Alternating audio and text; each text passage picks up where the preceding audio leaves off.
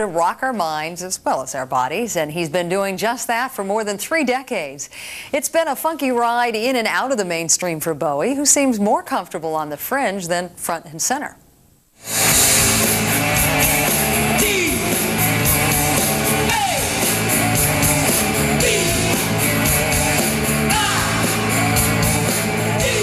Being an artist, ever since I was a kid, the one thing I really wanted to do was to affect the medium. You know, that was like very important to me. I've never done good things. I've never done bad things. I never did anything out of the blue.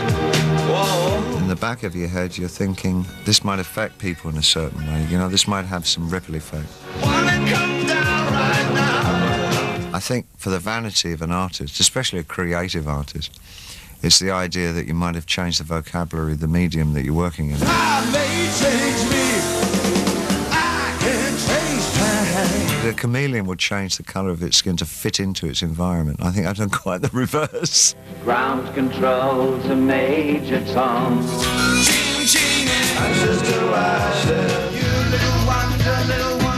I don't want to hear information I know already, and I'm kind of greedy for something that kind of really sparks me off and gets me thinking. And one tends to find that on the outside of the mainstream.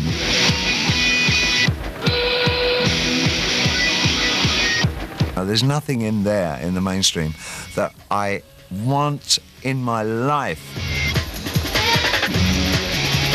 It's tyrannical in there, it's despotic, you know, and I don't want to be ruled by that blandness.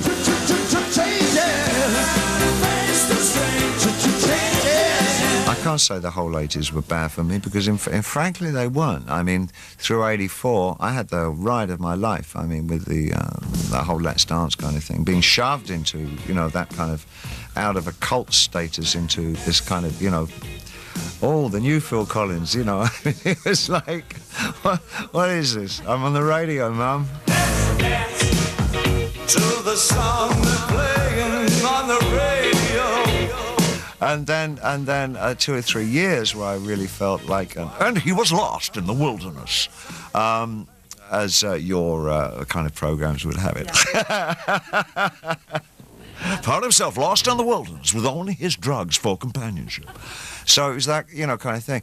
And it really took me a long time to get back on my feet again and realise that what I really enjoyed doing was the creative process of making imaginative music, not reaching the expectations of an audience. I put it on when I go lonely.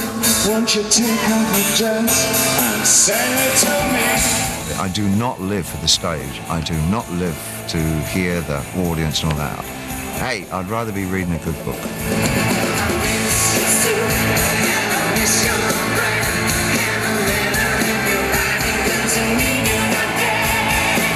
I like devising shows, I like putting them together, and I like the first, say, 3 or 4 nights. And then I get bored beyond belief of having to do the same damn thing every night. Thank you. I was born and raised here in Manassas. I was educated at the Manassas University for existentialism. I'd rather be in Philadelphia. The trouble is, it seems like you're in Philadelphia every damn night. You know, it's like it's Groundhog Day. I would like to feel that, you know, that I retain some kind of buoyancy in my life. But I must be honest, when I go into the stillness of my quieter hours, I am fairly driven by spiritual searching, a sense of anxiety about our times. These are the nights. These are the darkest of all. Even prior to September of last year, there was a kind of a low-level anxiety in the air about the century. Wasn't particularly cool, you know, it wasn't feeling right. I really don't want this world to be like this for my daughter. You know, what have I brought her into? How worse can this get, you know? I get it. This broth seems to kind of stir away in my soul, and has done all my life. I've been a very questioning person.